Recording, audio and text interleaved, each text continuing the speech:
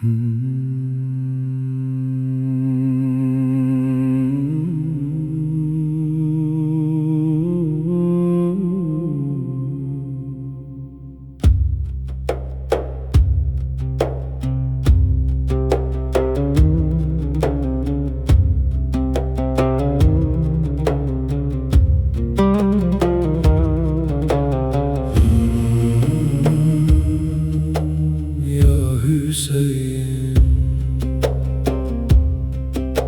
son peygamberin torunu, Fatma Ali'nin göz nuru, müminlerin hep onuru. Kerbela'da, Kerbela'da bir yudum su aramıştı, Fırat'a doğru akmıştı.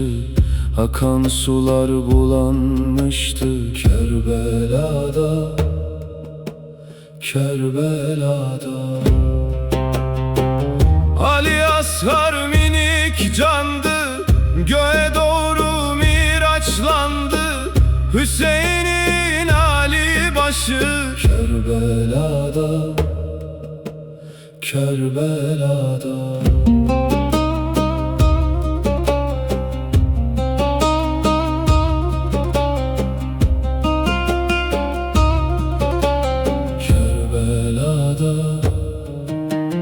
Kerbela'da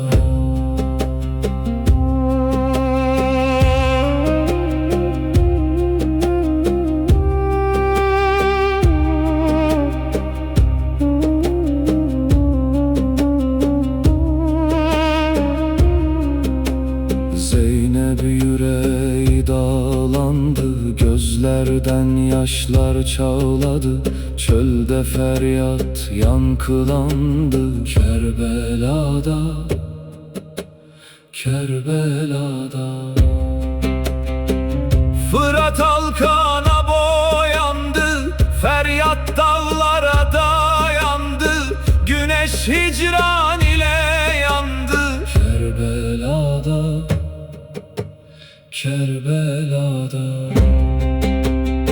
Ali Beyt sabrı kuşandı, darlıkta hakka dayandı.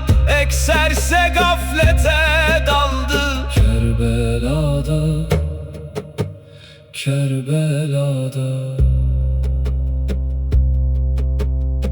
Şehit kanıyla yazıldı, İman tarihe kazıldı.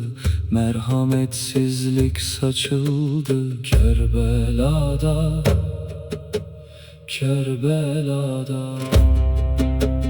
Rüzgar bile ah taşıdı, toprak gözüyle sulandı. Gökler sessizce ağladı Kerbela'da, Kerbela'da.